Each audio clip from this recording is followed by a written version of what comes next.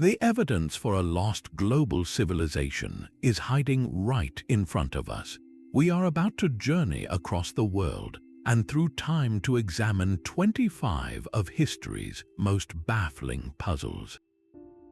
From an ancient computer found in a shipwreck to a map that should not exist, these disparate mysteries begin to form a startling pattern. By the end, you will see the scattered pieces of a forgotten world that challenge everything we think we know about our past. How could cultures separated by oceans build near identical pyramids? What shared knowledge allowed them to move stones we cannot lift today? Which of these ancient enigmas makes you question the official story of human history? A colossal secret lay buried beneath a Turkish hillside for over 10,000 years. Known as Göbekli Tepe, its discovery in the 1990s sent shockwaves through the field of archaeology. This is not a simple settlement or a collection of primitive huts. It is a vast temple complex of stunning complexity, built from multi-ton stones and adorned with intricate carvings of animals and abstract symbols. The truly revolutionary part is its age. This site was actively constructed around 9,600 years before the Common Era. That places its creation firmly in the Stone Age, a staggering 7,000 years before the Great Pyramid of Giza was even a thought. According to everything we thought we knew, humans at this time were small, nomadic bands of hunter-gatherers. They were not supposed to be capable of the sophisticated engineering, long-term planning, and social organization required to build a structure of this magnitude. Göbekli Tepe turns the traditional story of civilization completely on its head. The standard narrative tells us that agriculture came first. Farming created surplus food, which allowed people to settle down in villages, which then led to specialized jobs, complex societies, and finally, monumental architecture like temples. But here, the temples came first. Göbekli Tepe stands as a monumental question mark. Who were these people? How did they coordinate the labor to quarry, transport, and erect these massive T-shaped pillars, some weighing over 10 tons, without the wheel, without metal tools, and without a settled agricultural society to support the workforce? The craftsmanship is breathtakingly advanced, featuring deep relief carvings of foxes, scorpions, and vultures that seem to tell a story we can no longer read. This was not the work of a fledgling society. It was the work of masters, a sophisticated and organized culture with a shared vision and a deep understanding of stone. Then, around 8000 BC, this incredible site was intentionally and carefully buried under tons of earth, preserved for millennia as if waiting for us to find it. Its very existence suggests a lost chapter in human history, a prelude to civilization written by an unknown people whose abilities we are only just beginning to comprehend. The mystery of Göbekli Tepe leaves us with a profound question. What other knowledge did these master builders possess, and how far did their influence reach? Centuries later, a Turkish admiral would inadvertently provide a stunning clue, one drawn on animal skin. In 1513, Ottoman cartographer Piri Reis compiled a world map that has baffled historians ever since. It was remarkably detailed, showing parts of the western coast of Africa and the eastern coast of South America with a precision that seems to defy the era of its creation.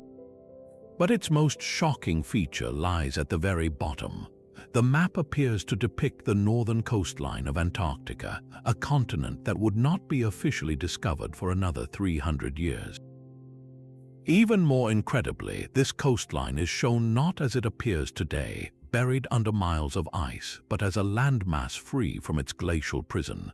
Modern geological surveys confirm that Antarctica's land beneath the ice sheet does indeed match the outlines on this 500-year-old document. The map itself is a beautiful artifact covered in annotations. Piri Reis openly wrote that he was not the original source of this information. He stated he had compiled his map from about 20 older source charts, some dating back to the time of Alexander the Great. This admission is the key to the entire puzzle. How could a map from the 1500s show a continent that was unknown and depict it as it last looked thousands of years ago? The most compelling theory is that Reis was working from far more ancient source maps, copies of copies that originated with a truly ancient seafaring civilization. This would have been a culture with the technological capability to conduct a global survey, a culture that explored the entire world when Antarctica was still green. The implications are staggering. It suggests that a sophisticated global society with advanced knowledge of mathematics and navigation existed in the deep past, perhaps during the last ice age. Their maps were preserved in great libraries like Alexandria, and fragments were copied and recopied by later sailors and scholars, eventually finding their way into the hands of a Turkish admiral. The Reis map is not an anomaly. It is a ghost, a pale reflection of a lost world's geographical understanding, a world that knew the shape of our planet long before we thought possible. That map hints at a global civilization with a forgotten science of the Earth, but the physical proof of their engineering might be found in the mountains of Lebanon.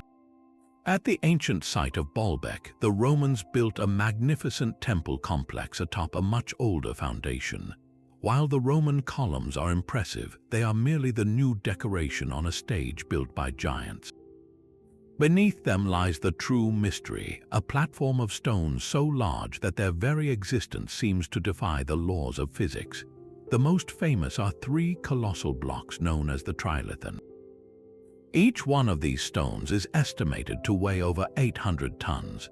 To put that into perspective, that is the weight of 2 fully loaded jumbo jets or 3 large blue whales. These are not rough boulders. They are perfectly cut, dressed, and fitted together with a precision that leaves no space for a razor blade. The question is not just how they were moved, but how they were moved over a mile from the quarry and then lifted over 20 feet into the air to form a flawless wall. Modern engineers are utterly confounded by this feat. We have no machinery today that could easily replicate this task without massive, custom-built equipment.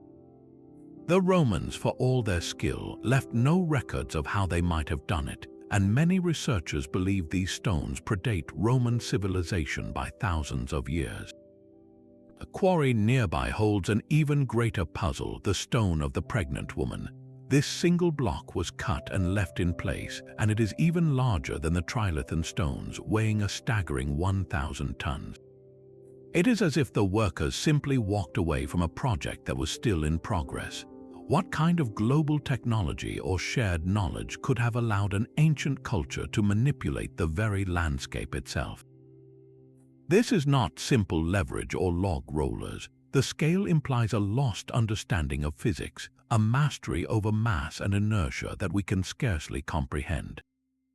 When you stand before these stones, the official timeline of human achievement feels fragile, a story that cannot contain the physical evidence right in front of our eyes. The sheer weight of Baalbek stone speaks to a mastery of physical force, but another discovery from the ancient world reveals a mind-bending command of information. In the early 1900s, sponge divers off the coast of a small Greek island called Antikythera stumbled upon a shipwreck from the 1st century before the Common Era. Among the bronze statues and pottery, they recovered a heavily corroded lump of bronze and wood that seemed utterly unremarkable. Decades later, when scientists finally peered inside using X-ray technology, they were stunned to find the remains of a sophisticated mechanical device, a complex clockwork of interlocking bronze gears. This is the Antikythera mechanism, and it has been called the world's first analog computer. Its purpose was not to calculate simple sums, but to model the cosmos. By turning a hand crank, an operator could predict the movements of the sun and moon, the phases of the lunar cycle, and even the timing of solar and lunar eclipses. It displayed this information on dials, tracking the cycles of the known planets and even accounting for the irregular orbit of the moon. The device contained at least 30 intermeshing gears, some with teeth so fine they were cut from a single sheet of bronze. This level of miniaturization and precision engineering would not be seen again until the mechanical clocks of 18th century Europe, over 1,600 years later. The mechanism is an artifact that seems to exist outside of its own time. Its very presence in a ship from 2,000 years ago shatters our linear view of technological progress.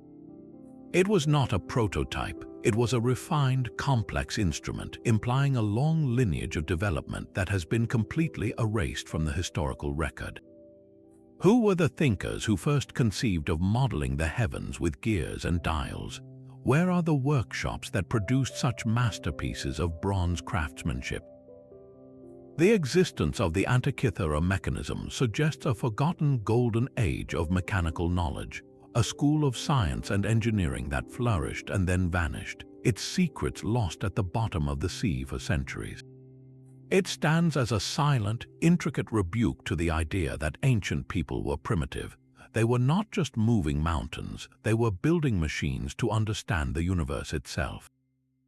High on the arid plains of Peru, a sprawling canvas of desert holds one of history's most visually arresting puzzles. Across nearly 200 square miles of the Nazca Desert, the ground is etched with hundreds of immense lines, geometric shapes, and elaborate figures. There is a hummingbird with wings outstretched, a spider with perfectly proportioned legs, a monkey with a curiously coiled tail, and an orca emerging from the dry soil. These are the Nazca lines, geoglyphs so vast that their full form can only be comprehended from high above the earth. The lines themselves are a feat of simple yet enduring engineering. The dark surface stones were removed to reveal the lighter-colored earth beneath, creating a contrast that has survived for over 2,000 years. But the method of their creation is not the mystery. It is their purpose that has captivated and confounded us. Why would a people believed to have lived between 500 BC and 500 CE create such monumental art that they themselves could never see? From ground level, the lines appear as little more than shallow grooves or paths. The grand design, the stunning artistry of a condor spanning over 400 feet, is completely invisible. This forces a profound and unsettling question. For whom were these masterpieces intended? One compelling theory suggests a connection to the heavens, that the lines were ceremonial pathways meant for the eyes of gods or other celestial beings. Many ancient cultures, from the builders of Göbekli Tepe to the creators of the Egyptian pyramids, shared a belief in sky gods and a desire to communicate with them. Could the Nazca lines be part of this same global mythos, a universal human impulse to send a message into the sky? Another, more controversial, idea posits that the Nazca people might have possessed a primitive form of flight, perhaps using hot air balloons or massive kites to oversee their work. While no direct evidence for this has been found, the possibility lingers, challenging our assumptions about their technological capabilities. The lines are more than just desert art. They are a message in a bottle, written on a scale so grand it defies terrestrial logic.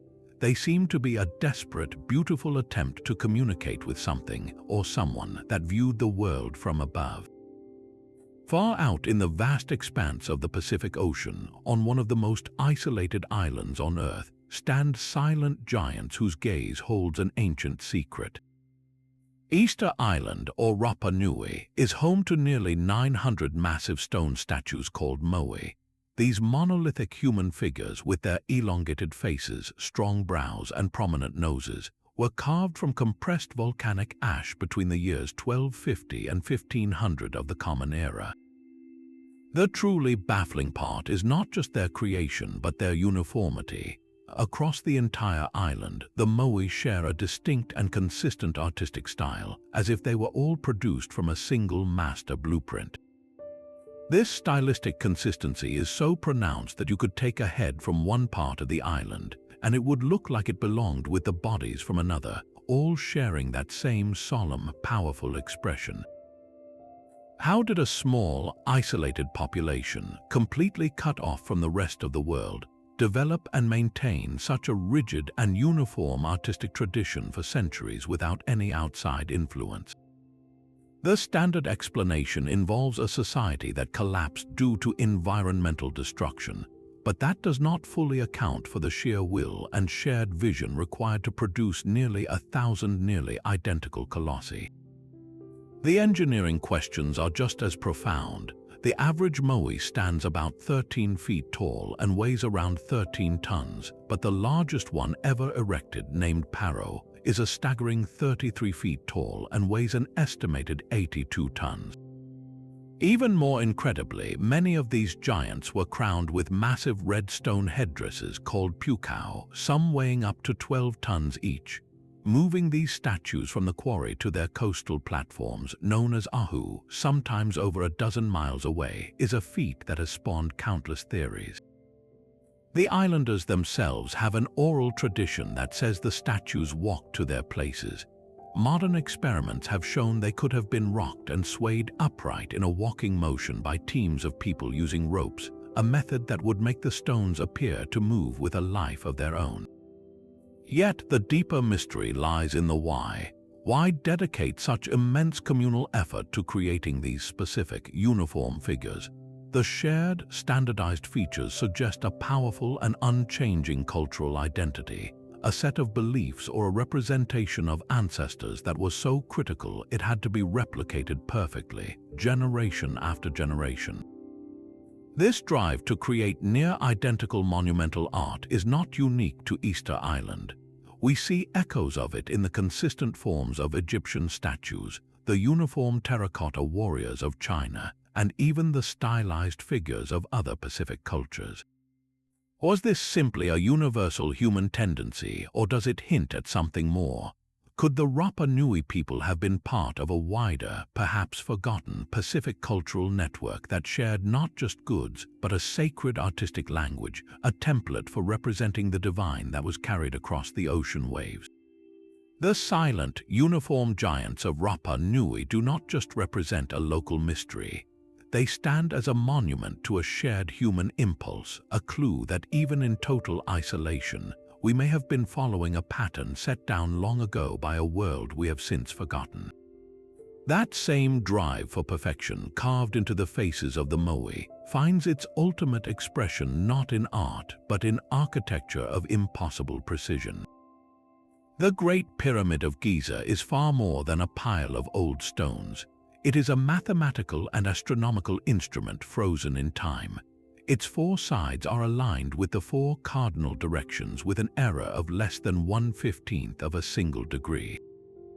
This is not just close, it is a level of accuracy that would be difficult to achieve with modern surveying tools, let alone with the technology assumed to exist over 4,500 years ago. This alignment to true north, not magnetic north, required a profound understanding of the Earth's rotation and the cycles of the stars. The builders were not just stacking blocks. They were orienting their creation to the cosmos itself. Then there is the mathematics locked within its shape. If you take the pyramid's perimeter and divide it by twice its height, you get a number startlingly close to pi, the mathematical constant that defines the relationship between a circle's circumference and its diameter. Pi is an irrational number, typically simplified to 3.1416. The pyramid's geometry encodes this ratio with remarkable fidelity. This is not a coincidence. It is a deliberate design feature, a mathematical signature baked into the very angles of the stones. How could a civilization we believe was only just beginning its journey into recorded knowledge possess such an advanced grasp of higher mathematics and celestial mechanics? The conventional explanation of thousands of workers hauling stones with ramps and ropes suddenly feels insufficient. It accounts for the labor, but it does not account for the genius, for the sheer depth of scientific understanding required to execute a plan of this sophistication. This was not merely a tomb for a pharaoh. It feels more like a repository of knowledge, a permanent record of a science that was already ancient when the first block was laid. The precision seen at Giza is not an isolated wonder. We find echoes of this same advanced understanding in the astronomical alignments of Stonehenge, in the complex geometry of Angkor Wat, and in the celestial city planning of Teotihuacan in Mexico. This pattern suggests something profound. Perhaps the builders of the Great Pyramid were not inventing this knowledge from scratch. Perhaps they were the inheritors of a much older, global scientific tradition, a shared body of astronomical and geometric wisdom that was once common to cultures across the world, a legacy from a forgotten age that understood the Earth and the heavens as a single, interconnected system. While the pyramids were aligned to the stars, another ancient culture was using those same celestial guides to conquer the greatest wilderness on Earth, the Pacific Ocean. The Polynesian expansion stands as one of humanity's most daring and successful voyages into the unknown. Beginning around 3,000 years ago, these master mariners set out in double-hulled voyaging canoes, navigating across millions of square miles of open ocean to discover and settle every habitable island in the vast Pacific Triangle, from Hawaii to New Zealand to remote Easter Island. Their vessels were not primitive rafts, but sophisticated sailing machines capable of carrying families, plants, and animals on journeys that could last for weeks. They accomplished these feats without compasses, without sextants, and without any of the instruments we associate with exploration. Their map was the world itself, a living chart written in the language of nature. They navigated by the stars, memorizing the precise paths of hundreds of celestial bodies as they rose and set on the horizon. They read the ocean swells, feeling the subtle patterns of waves reflected from distant islands through the hull of their canoe. They watched for specific species of birds whose flight paths at dawn and dusk would point the way to land that was still far beyond the horizon. They could even detect the faint green hue of a lagoon reflecting on the underside of distant clouds. This was not guesswork. It was a complex, rigorous science of wayfinding passed down through generations in oral traditions. The knowledge required was immense, a deep, intimate understanding of astronomy, meteorology, and oceanography that rivals modern navigation. How did this sophisticated system develop in what we consider isolation? The sheer scale of their settlement, reaching the most remote specks of land on the planet, suggests this was not a series of accidental drifts, but a deliberate, sustained program of exploration. This leads to a profound question. Could the Polynesians' unparalleled skill be the surviving remnant of a much older, global seafaring culture?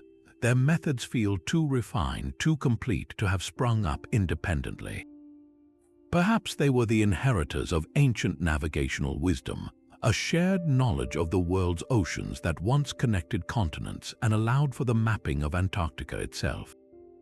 The Polynesians did not just find islands, they demonstrate that the ancient world may have been far more connected by sea than we have ever dared to believe.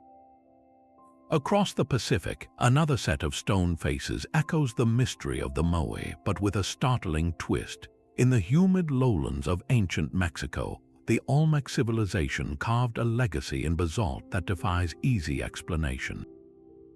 Between 1400 and 400 years before the Common Era, they produced 17 colossal stone heads, each one a portrait of a distinct individual. These heads are monumental, some standing over 9 feet tall and weighing 20 tons or more. They were carved from single blocks of solid basalt, a stone so hard it defies simple tools. The mystery, however, lies not just in their size but in their faces. The features are undeniably and consistently non-local. They possess broad, flat noses, full lips, and strong jaws that do not resemble the typical indigenous populations of the region. These are not generic faces. Each one is unique, wearing a personalized helmet or headdress, suggesting they were portraits of powerful, specific rulers. Yet, their distinct, almost foreign appearance has fueled debate for decades. How did this mother culture of Mesoamerica develop such a specific and consistent artistic tradition depicting features that seem to hail from another part of the world entirely? The basalt itself was quarried from the Tuxtla Mountains, dozens of miles away through treacherous swamps and rivers. Transporting these 20-ton spheres of stone without the wheel or draft animals is a feat of engineering that mirrors the puzzles of Baalbek and Easter Island.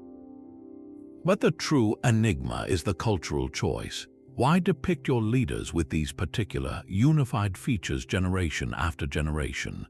Could this be evidence of a forgotten transoceanic contact, a visit from or to another continent that left a permanent impression on Olmec identity? Or does it point to something even deeper, a shared artistic template or a common representation of power and divinity that was once understood across the globe, from the stylized giants of Rapa Nui to the helmeted rulers of San Lorenzo?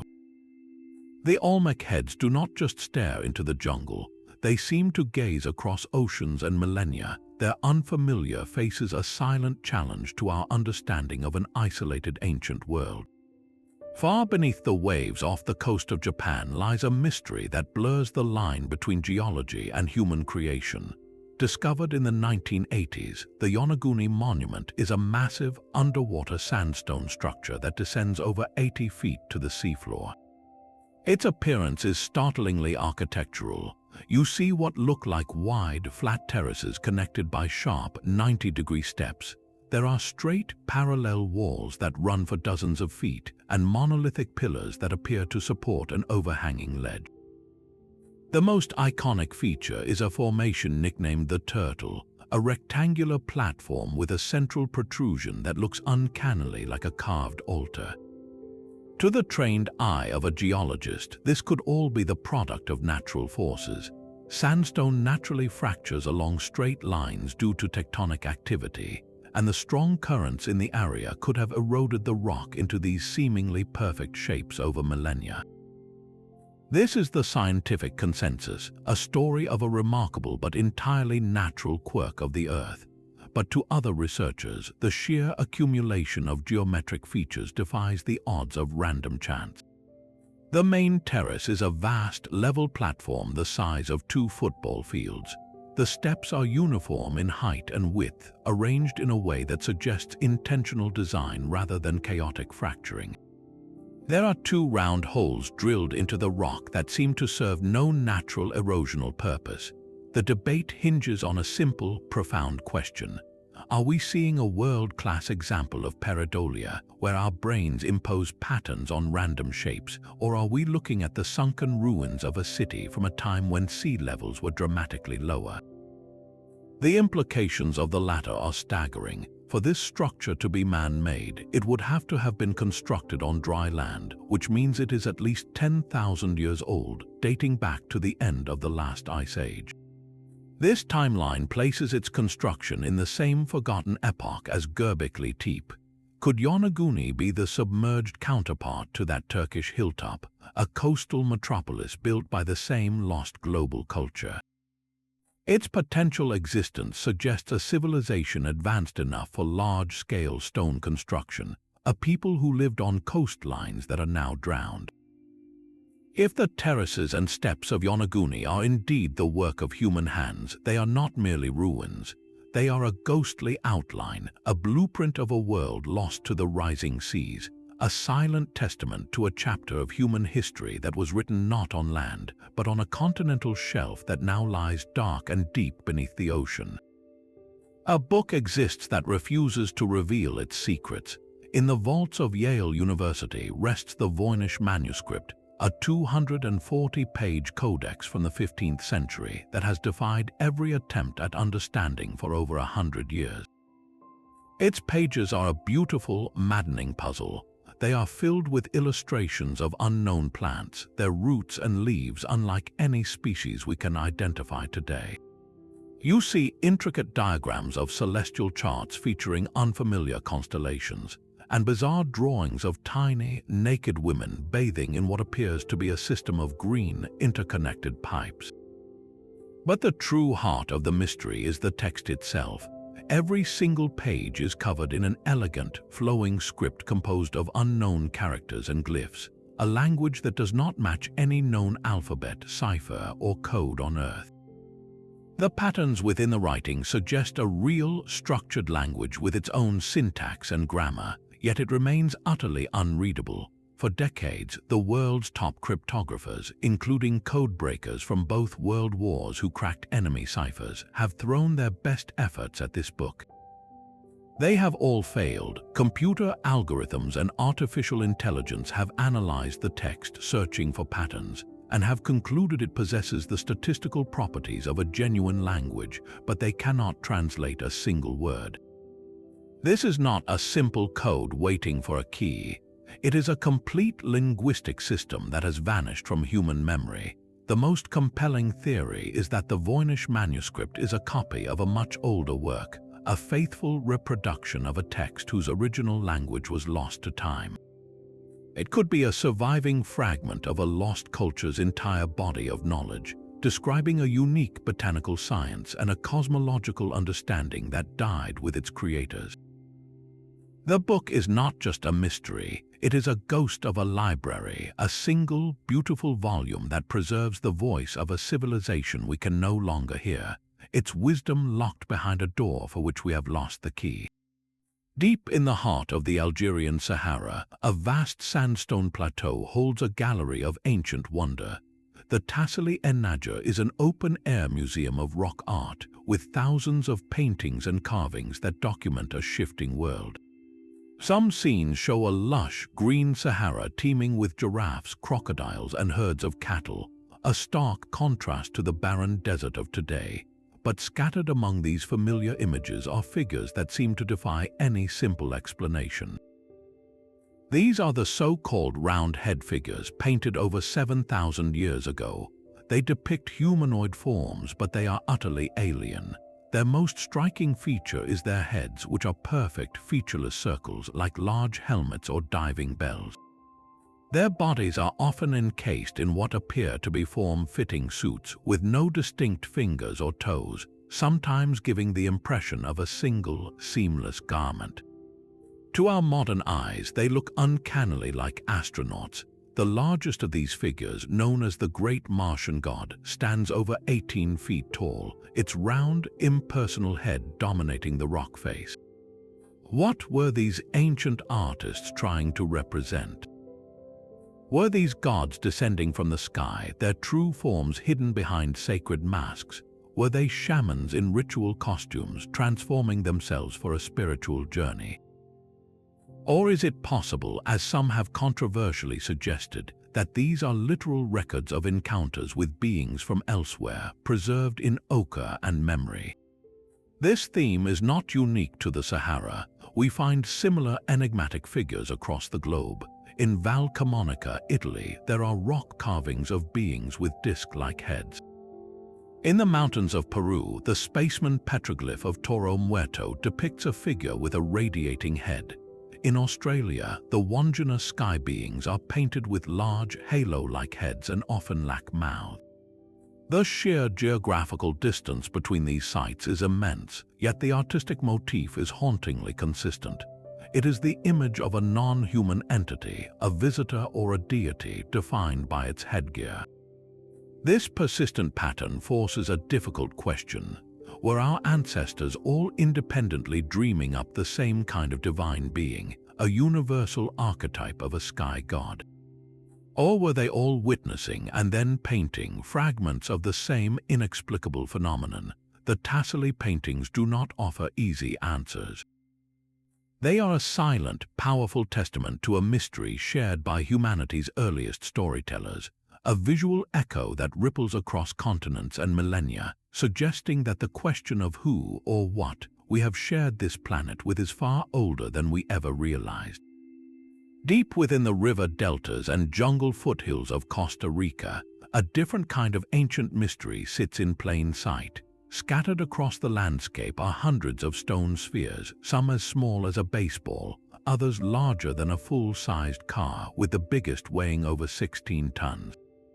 They are not rough, natural boulders. Their surfaces are unnervingly smooth, their shapes approaching mathematical perfection. The sheer consistency of their form is what baffles archaeologists. How did a pre-Columbian society without metal tools or the wheel achieve such flawless geometry?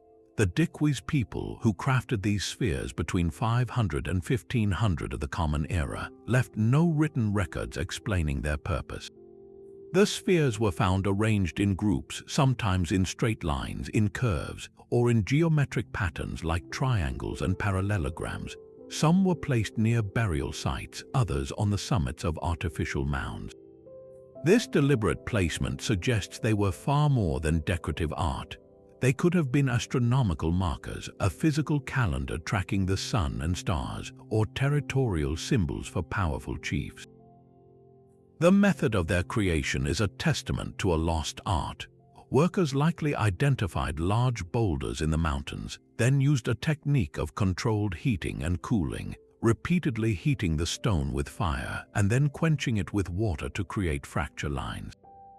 They would then peck and grind the stone into a rough sphere using other, smaller rocks, before finally polishing it to its incredible smoothness with sand and leather. This process required not just immense patience, but a profound, intuitive understanding of geometry and symmetry. The ability to visualize and execute a perfect sphere from a formless block of granite implies a sophisticated knowledge of stoneworking that seems to echo across the globe. Think of the precision-cut blocks at Baalbek, the geometrically perfect pyramids of Giza, the uniform moai of Easter Island. Each culture, in its own isolated corner of the world, was achieving a level of perfection in stone that seems to surpass mere necessity.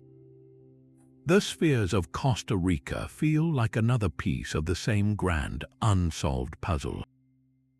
Were these cultures all independently stumbling upon the same advanced principles of engineering and mathematics?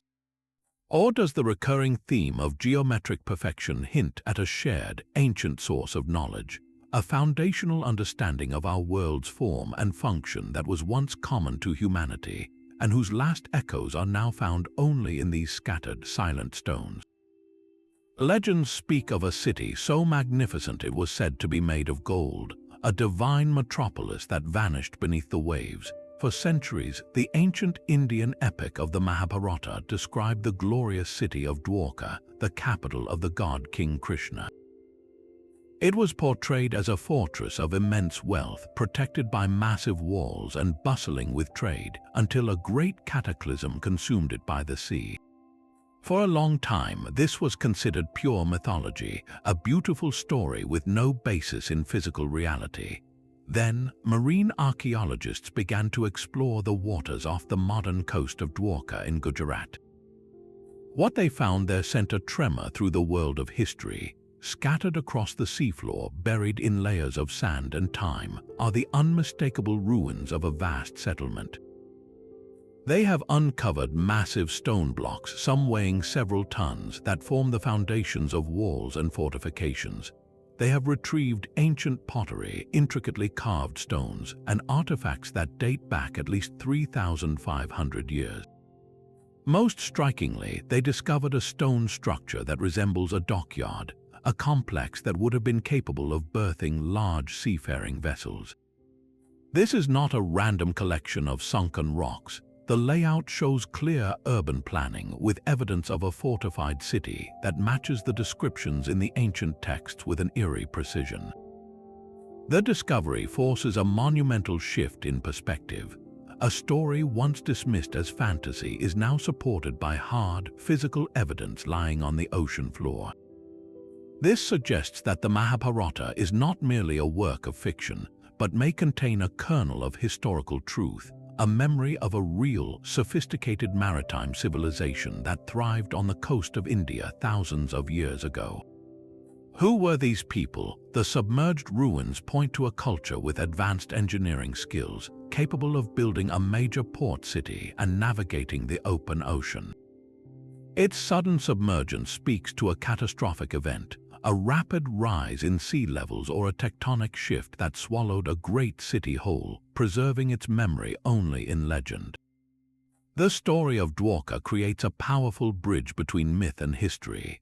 It suggests that our oldest stories, passed down for generations, might be more than just tales.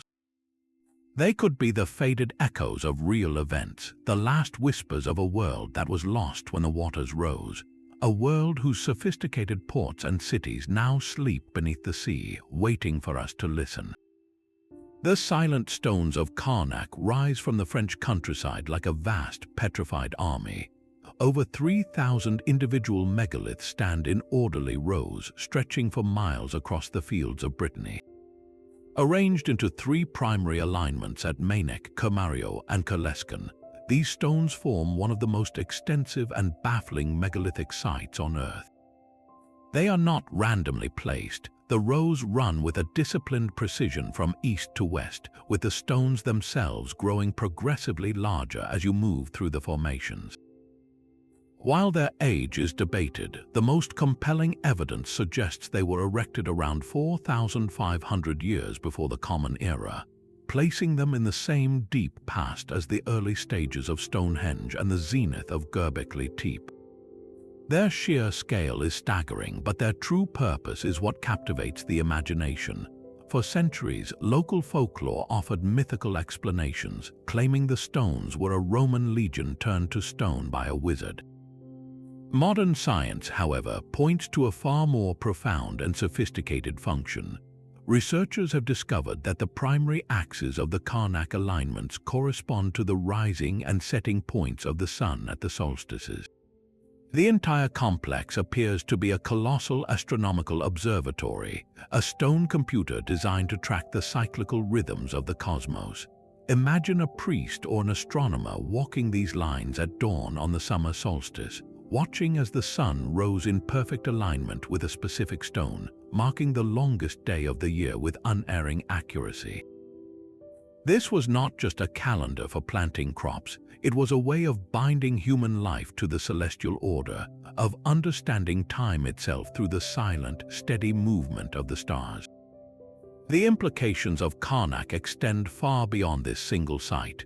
From the massive, chambered tomb of Newgrange in Ireland, which is illuminated by the winter solstice sunrise, to the solar and lunar alignments woven into Stonehenge in England, and the complex geometries of the Almenda's cromlech in Portugal, we see the same story repeated across ancient Europe.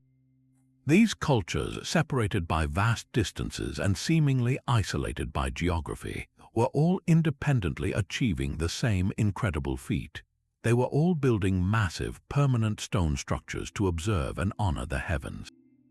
How could such a specific and complex idea, the creation of megalithic astronomical observatories, arise so consistently across a continent? The standard explanation of independent invention begins to feel strained. Could it be that these were not separate inventions, but local interpretations of a shared, ancient knowledge? Perhaps a foundational understanding of celestial mechanics and monumental engineering was carried by early seafarers, migrating groups, or a forgotten teacher culture, its principles adapted by local populations using the materials at hand. The stones of Karnak do not stand alone. They are one node in a continent-wide network of sacred science, a silent testament to a time when humanity shared a common sky and a common quest to understand its place in the universe. That impulse to understand the universe is echoed in a far smaller, yet equally baffling artifact found in a Baghdad museum basement. It looks like a simple clay jar about the size of a man's fist, dating from the Parthian period around 2,000 years ago. But this jar is different. Inside it, archaeologists found a copper cylinder, and within that cylinder, an iron rod. The jar's opening was sealed with an asphalt plug, which also acted as an insulator, holding the metal rods perfectly in place without them touching each other. To any modern scientist, this arrangement is instantly recognizable.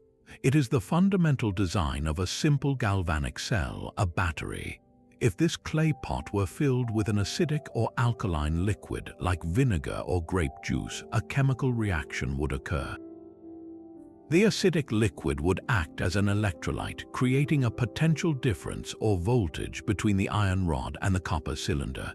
A small but measurable electric current would flow, enough to produce a mild shock or a tingle.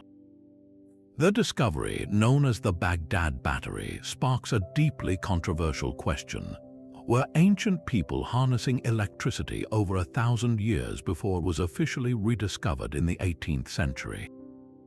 The most compelling theory suggests this power had a practical, even artistic, application. A handful of artifacts from the same region and era, particularly gilded objects, show a curious detail. Instead of being covered in a thick sheet of gold leaf, some items have a microscopically thin layer of gold bonded directly to a base metal like silver. This is precisely the result you would achieve through electroplating, a process that uses an electric current to deposit metal ions from a solution onto a conductive surface. You could connect a series of these clay jar batteries, creating a battery pack capable of providing enough current to electroplate a small object like a ring or a statue. Imagine an ancient artisan using these primitive cells to make a silver object shimmer with a perfect, durable coat of gold. It is a technology that seems to leapfrog the centuries, only to vanish completely. No wires, no switches, no light bulbs have been found. The knowledge, if it existed, was incredibly specialized and apparently lost in the subsequent turmoil of empires. This single, unassuming jar forces us to confront the possibility that the path of human discovery is not a straight, unbroken line. It may be a cycle where brilliant flashes of understanding flare up, only to be extinguished and forgotten, waiting in the dust for a future generation to recognize their shape once more. This same enigmatic signature of lost engineering appears again, carved into the sandstone of southern China. The Longyu Caves are not a simple series of holes in a hillside.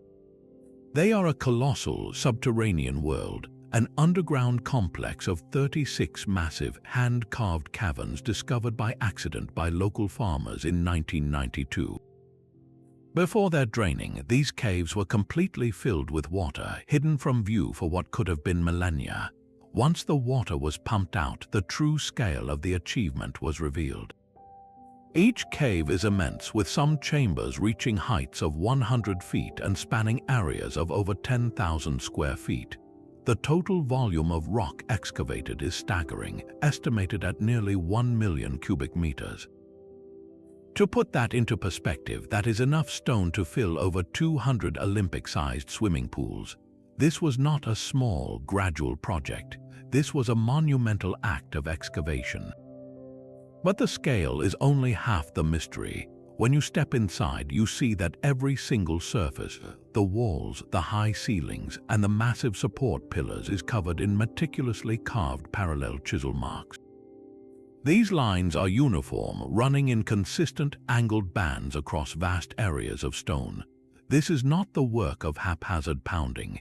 It is a deliberate, almost artistic pattern, a signature of a specific and sophisticated stone-working technique.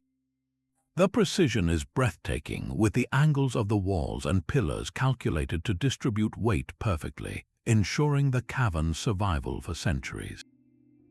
The engineering knowledge required for this is profound, yet for all this undeniable effort and skill, there is a deafening silence in the historical record. No scroll, no local legend, no official chronicle from any Chinese dynasty ever mentions the construction of these caves. There is no account of the workforce, the purpose, or the master architect behind this generational project.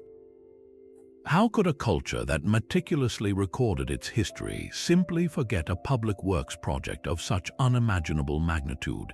The absence of any record is as loud as the caves themselves. It points irresistibly to a forgotten chapter, a culture with immense resources and architectural genius that operated outside of the known dynasties. Who were these people, and what compelled them to invest such unimaginable labor to create this hidden, underground empire? The caves stand as a silent, echoing question, a monument not to a known emperor, but to the ghost of a civilization whose name and purpose have been completely erased from memory. A different kind of artifact from Peru offers a challenge that is both visual and deeply unsettling. In a private collection in the town of Ica, thousands of stones are covered in intricate engravings that seem to defy the entire timeline of life on Earth. These are the Ica stones, and they depict scenes that should be impossible. Humans are shown interacting with creatures we would instantly recognize as dinosaurs, sometimes fighting them, other times riding them like domesticated animals. Other stones show what appear to be advanced medical procedures, including detailed heart transplants and cesarean sections performed with precision tools. The mainstream scientific view is that these stones are an elaborate hoax created by local farmers in the mid-20th century to sell to tourists. The evidence for this is compelling. The stones first appeared in large numbers after a major flood eroded the local riverbeds, and the farmers who sold them provided conflicting stories about their origin. Skeptics also point out that the engravings show no signs of aging, their lines appearing fresh and sharp, unlike genuine ancient artifacts. Yet the sheer volume of the stones, numbering in the tens of thousands, gives some researchers pause. Could a single group of farmers have produced such an immense and varied collection, all while maintaining a consistent and complex artistic style? The medical knowledge depicted is particularly sophisticated, showing an understanding of anatomy and surgical techniques that seems far beyond what a rural farmer in the 1960s would have known. If the stones are a hoax, it was an incredibly well-researched and ambitious one. But if they are not, the implications are staggering. They would suggest that an ancient civilization possessed a knowledge of paleontology that rivals our own, having somehow uncovered fossil evidence of dinosaurs and accurately depicted their appearance millions of years later. Or more radically, they could hint at a time when humans and dinosaurs coexisted, a possibility that completely shatters our current understanding of natural history. Whether a modern fraud or a genuine relic, the Ica stones force us to confront a difficult question. Why does the idea of humans living alongside dinosaurs feel so impossible? Is it because the evidence is truly absent, or is it because our rigid timeline of history simply cannot accommodate such a disruptive truth? These engraved stones, real or not, tap into a deep and recurring theme, the persistent legend of a lost world where the impossible was once real. High on a plateau overlooking the ancient Inca capital of Cusco, a fortress of stone defies all reason. The walls of Sacsayhuaman are not built with simple rectangular blocks. Instead, they are a colossal, mind-bending jigsaw puzzle assembled from granite pieces of immense size and bewildering complexity. Each block is uniquely shaped, with as many as 12 different angles and facets carved into its surface. Some of these stones are staggering in scale, the largest standing over 28 feet tall and weighing more than 120 tons. Yet the true miracle is not their size but their fit. These colossal, irregular polygons lock together so perfectly that the seams between them are virtually invisible. For centuries, the local saying has held true: you cannot force the blade of a razor, nor even a single piece of paper between them. This is not simple dry stone walling. This is a form of masonry that seems to transcend engineering, achieving a seamless, organic unity that looks less like construction and more like the stones were softened and molded together like clay. The question is not just how they moved these behemoths, a mystery in itself. The deeper puzzle is how they achieved this impossible precision in the joinery. The standard explanations of pounding stones with harder stones to slowly shape them feel woefully inadequate when confronted with such flawless, complex geometry. How could artisans, even incredibly patient ones, have perfected the fit of a 12-angled stone against its neighbors through trial and error? The process would have required a way to precisely map the contours of one stone onto another, again and again, with zero margin for error. It hints at a lost construction technique, a forgotten science of stone that allowed workers to shape and fit granite with an almost liquid ease. This signature of seamless, polygonal masonry is not unique to Peru. We find its echo on the other side of the world, in the foundational walls of the Osirian in Egypt, and in the mysterious, beveled stonework beneath the Temple of Jupiter at Baalbek. These sites are separated by oceans and millennia, yet they share this same architectural fingerprint, this same ghost of a global building code. Did these cultures independently stumble upon the same radical solution to earthquake-proof construction, as the interlocking design makes the walls incredibly resilient to seismic shocks?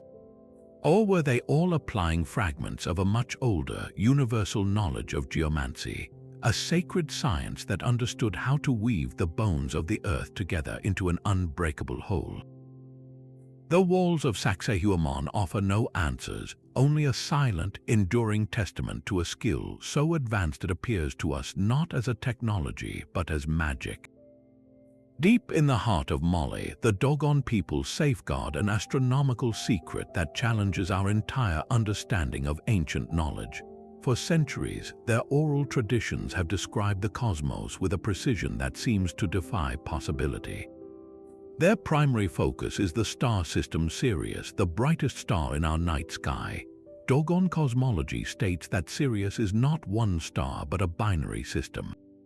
They speak of a tiny, incredibly dense and heavy companion star that orbits Sirius in a 50-year elliptical cycle. They call this star Potolo. Modern astronomy has confirmed the existence of this star, known as Sirius B. It is a white dwarf, a star that has exhausted its fuel and collapsed into an unimaginably dense state. A single teaspoon of its matter would weigh many tons. The critical point is this: Sirius B is completely invisible to the naked eye. Its existence was only deduced by Western astronomers in the mid-19th century through careful observation of Sirius A's wobble, and it was not directly photographed until 1970. So how could a tribe with no telescopes, no written language, possess this knowledge for generations? Their understanding goes even deeper. The Dogon also describe a third star in the system, which they call Emya, a claim that some astronomers are still investigating today. This is not a vague myth. It is specific, technical, and shockingly accurate. The theories that attempt to explain this are as profound as the mystery itself. One compelling idea suggests a cultural exchange with a more advanced, perhaps global, civilization in the distant past. Could visiting seafarers or a forgotten teacher culture have shared this stellar map with the Dogon ancestors? Another, more controversial, theory points to the Dogon's own detailed descriptions of their instructors. They speak of the Nomo, amphibious, fish-like beings who they say came from the Sirius system in a great arc, bringing this knowledge and the seeds of civilization to Earth.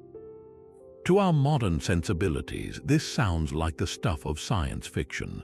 Yet, the accuracy of their astronomical data remains a stubborn, unexplained fact. The Dogon do not just tell a story, they preserve a data point, a precise piece of cosmic information that should have been utterly beyond their reach. This is not a matter of guessing the existence of a planet. This is about knowing the properties of a specific type of dead star, invisible to the human eye, and understanding its complex orbital dance. The knowledge of the Dogon feels like a single, surviving page from a much larger book, a book that contained a sophisticated understanding of the universe, written in a language we are only now beginning to decipher. Buried beneath a Scottish field for half a century lies a slab of stone etched with a language of pure geometry. The Kochno stone, rediscovered in 2015, is a sprawling canvas of rock measuring 42 feet by 26 feet, and its surface is a dense tapestry of mysterious symbols. Carved during the Bronze Age over 5,000 years ago, it is covered in more than 100 intricate indentations known as cup and ring marks. These are not random scratches. You see deep, circular cups carved into the stone, surrounded by concentric rings that ripple outward like waves from a dropped pebble. Some of these rings are completed, while others spiral away in graceful, unbroken curves. There are also grooved channels that connect different sets of marks, weaving them together into a single, complex network. To stand before it is to look at a vast, cryptic circuit board carved in stone. The purpose of this immense artifact remains one of Britain's greatest archaeological puzzles. Was it an ancient star chart, a map of the heavens with each cup representing a celestial body?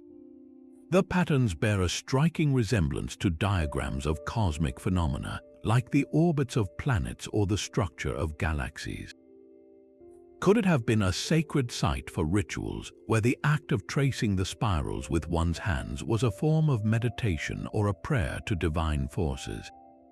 The grooves might have been channels for pouring libations of water, milk, or blood, with the liquid flowing along the preordained paths in a symbolic reenactment of cosmic order.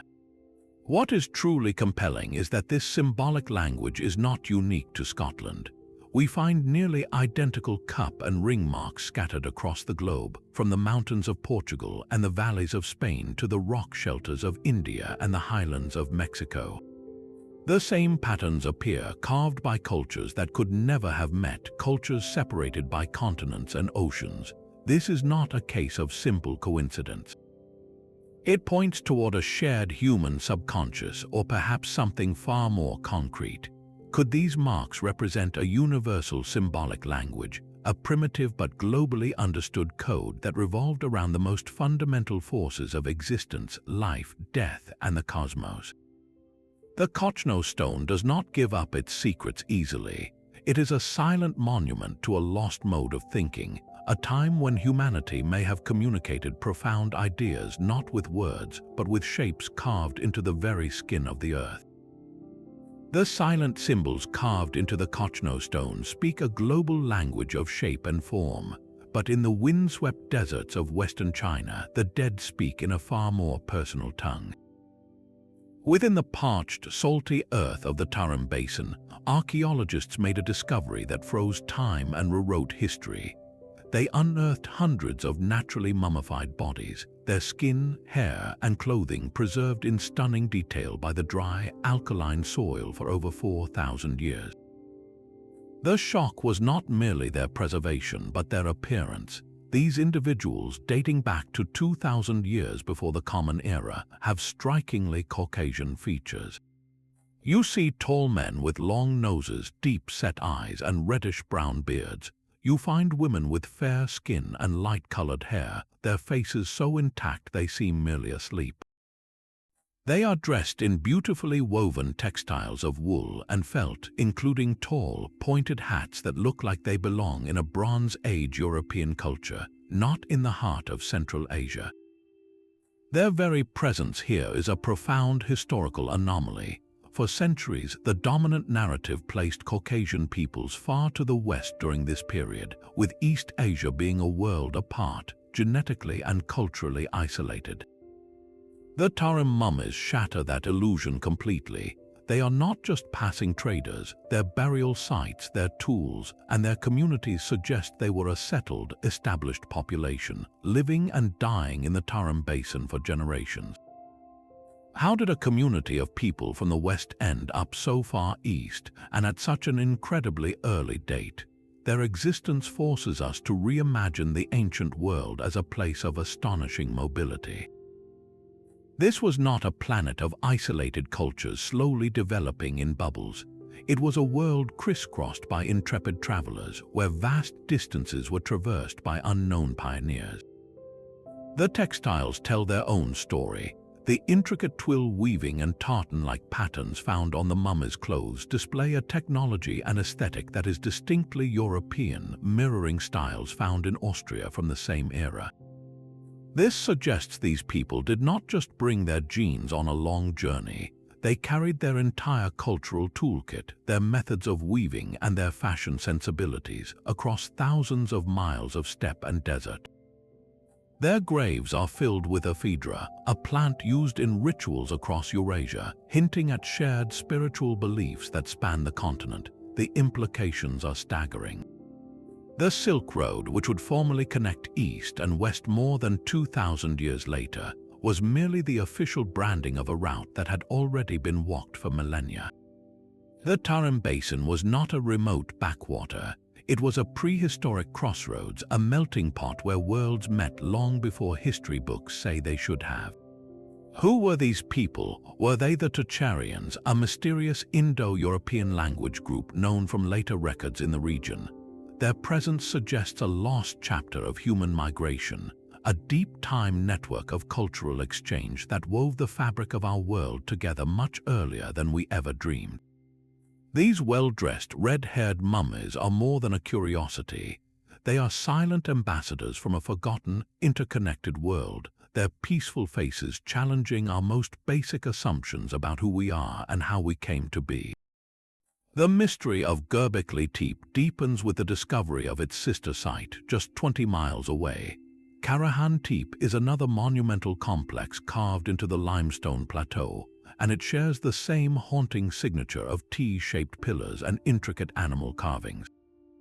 But this is not merely a copy. Karahan Tepe reveals an even more complex and intimate vision.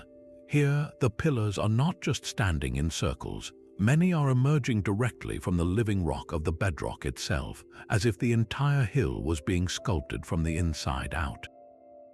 The site features rooms with polished stone benches, intricate drainage channels, and hauntingly detailed carvings of human heads, suggesting a focus on communal gathering and perhaps even ancestor veneration.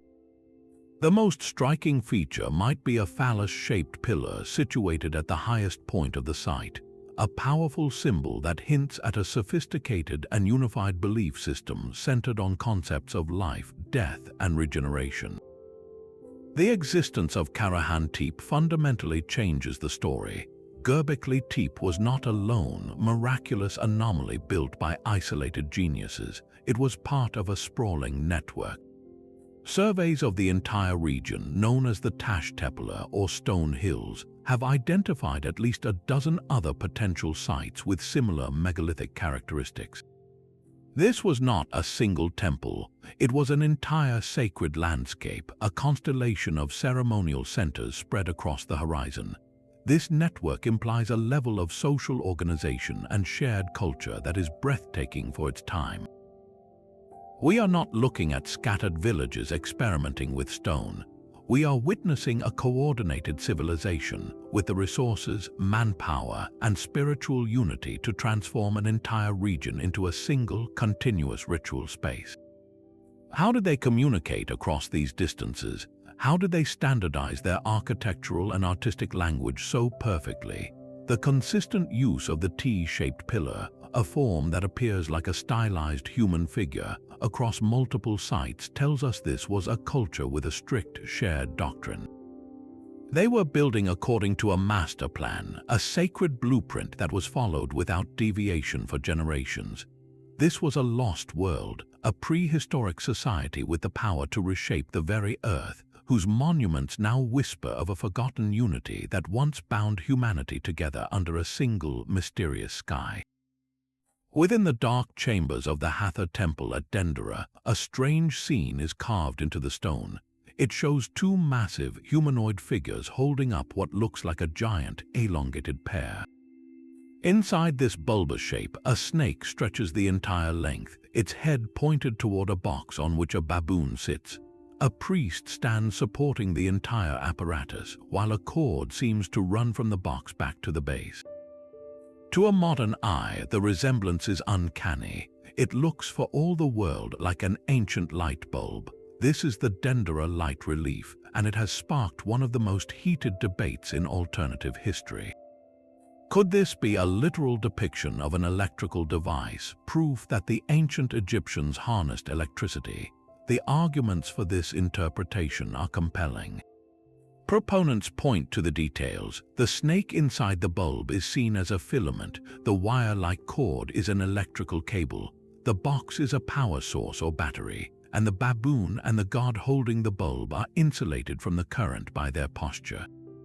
They argue that the soot found on the ceilings of tombs and deep inner chambers, long attributed to torches, could have come from the constant use of such electric lights, explaining how artists worked in windowless rooms with perfect precision.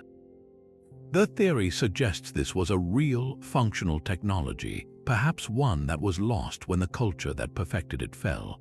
The mainstream explanation, however, is one of profound symbolism. Egyptologists identify the scene as a representation of a foundational creation myth. The snake, they say, is the god Harsomptus, and the bulb is actually a lotus flower from which the snake is being born. The entire tableau is a symbolic depiction of the Egyptian belief in the dawn of creation, when the sun god first emerged from the primordial waters on a lotus bud, bringing light to the world for the very first time. The cord is not a wire, but a symbolic umbilical cord of life, and the figures are gods, not engineers. This interpretation places the relief firmly within the known context of Egyptian spirituality and art, where nothing was merely literal. So, which is it, a forgotten piece of advanced technology or a beautiful, complex metaphor? The truth may be more nuanced than either extreme. Perhaps the relief is not a schematic for a light bulb, but it is also not just a myth. It could represent a different kind of knowledge. Many ancient cultures, from the builders of the Baghdad Battery to the architects of the Great Pyramid, displayed a deep, almost intuitive understanding of natural forces. Could the Dendera relief be an artistic encoding of an esoteric understanding of energy? The Egyptians spoke of an invisible life force, an energy that animated the gods and the universe. What if their myths were not pure fantasy, but a sophisticated language for describing real, observable phenomena that we now quantify with terms like electricity and energy? They may not have had a grid or light switches, but they might have possessed a symbolic science that recognized the fundamental power of light and the forces that could generate it. The carving does not have to be a literal light bulb to be a clue. It could be a fossilized memory of a lost science, a way of seeing the world that understood the principles of energy long before we gave it a modern name. The debate itself illuminates a deeper truth about our past, a persistent pattern of advanced knowledge expressed not in blueprints but in stone and story. This architectural echo reverberates across every continent, from the sun-baked sands of Egypt to the lush jungles of Guatemala, and from the plains of China to the islands of Indonesia.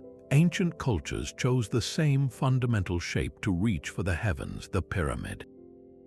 It is a global phenomenon that defies the idea of isolated development. The Egyptian pyramids at Giza are the most famous, their smooth, sloping sides built as colossal tombs for pharaohs. Then you have the stepped pyramids of Mesoamerica, like the great temple of Kukulkan at Chichen Itza, which served as sacred platforms for priests to perform rituals closer to the gods. In Cambodia, the Temple Mountain of Angkor Wat mirrors this form, a representation of the mythical Mount Meru. Even in China, massive, earth-packed pyramidal mounds mark the tombs of early emperors, while on the island of Java, the Borobudur temple complex rises as a massive stepped pyramid, a physical map of the Buddhist cosmos. The sheer geographic and cultural distance between these builders is immense. They had no known communication, no shared language, and yet they all arrived at this same, stable, monumental solution. So how do we explain this? The conventional theory is one of independent invention. It argues that the pyramid is simply the most logical and stable shape for building tall, imposing structures from stone or earth. Any culture, when it seeks to create a grand monument, will naturally discover the pyramid form through trial and error. It is the path of least resistance in architecture. The weight distributes evenly downward, making it incredibly resilient to earthquakes and the passage of time. In this view, the pyramid is a universal engineering inevitability. Yet, this practical explanation feels incomplete when you look closer. The parallels run deeper than just the shape. Many of these pyramids are precisely aligned to cardinal directions with an accuracy that seems to transcend simple necessity. They often incorporate complex mathematical constants like pi or the golden ratio into their proportions. They are frequently positioned in relation to specific celestial bodies, acting as astronomical markers for solstices or equinoxes. This is not just about stacking rocks high. It is about encoding a sophisticated understanding of the Earth and the cosmos into the very geometry of the structure. Could it be that these diverse cultures were not independently inventing the same shape, but were independently inheriting the same idea? The possibility exists that the pyramid is the architectural fingerprint of a much older foundational culture. Imagine a seafaring civilization, a global teacher culture that existed in the distant past, perhaps during the last ice age when sea levels were lower. This culture would have possessed a unified body of knowledge, a sacred science that combined astronomy, geometry, and geomancy. As they traveled the world, they would have left behind colonists or inspired local populations with their knowledge. Over millennia, as this global network collapsed and memory faded into myth, the core principles remained. The descendants of those who were taught, the Egyptians, the Maya, the Khmer, each developed their own cultural expressions, their own gods and rituals, but they all built upon that same ancient architectural and scientific blueprint. The pyramid, then, is not just a tomb or a temple. It is a relic, a silent monument to a forgotten world that understood our planet as a single, interconnected system and built their sacred spaces as a reflection of that cosmic unity. These 25 histories form a constellation of anomalies scattered across time and geography, each one a bright, stubborn point of light that refuses to fit our conventional maps of the past. We have journeyed from the world's oldest temple to a map of an ice-free continent, from a 2,000-year-old computer to a library written in an unreadable language. We have stood before stones that cannot be moved and walls that fit together like liquid puzzles. Individually, each mystery is a fascinating puzzle. But when you step back and view them as a whole, a startling pattern emerges from the noise. The recurring themes are impossible to ignore. We see a persistent drive for celestial alignment, a sophisticated grasp of mathematics and geometry encoded in stone, and a mysterious ability to manipulate masses that defy our own modern engineering. We see the same architectural forms, like the pyramid, appearing independently across oceans. We hear echoes of the same knowledge, from the Dogon's understanding of an invisible star to the global prevalence of cup and ring marks. These are not random coincidences, they are the scattered pieces of a single, grander puzzle. While mainstream science often champions the theory of independent invention for each case, the cumulative weight of these parallels builds a compelling, if speculative, tapestry. It paints the picture of a potential global culture, a forgotten progenitor civilization that possessed a unified body of advanced knowledge. This would have been a seafaring people with a deep understanding of astronomy, geomancy, and a technology that could soften stone and chart the world. Their legacy, fragmented and buried by time, catastrophe, and rising seas, was inherited by the cultures we call ancient. The Egyptians, the Maya, the Olmec, the builders of Göbekli Tepe, and the Polynesian navigators may not have been the originators but the inheritors. They were the ones who preserved the last echoes of a world that was lost. This is not a proven history.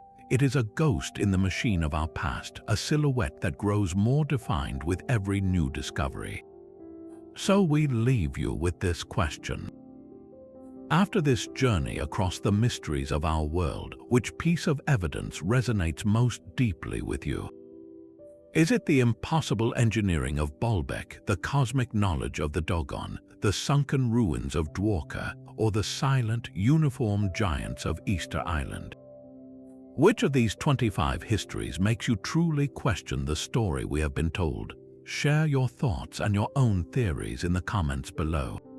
The conversation about our past is far from over, and it is in exploring these mysteries together that we may one day uncover the truth of our forgotten origins.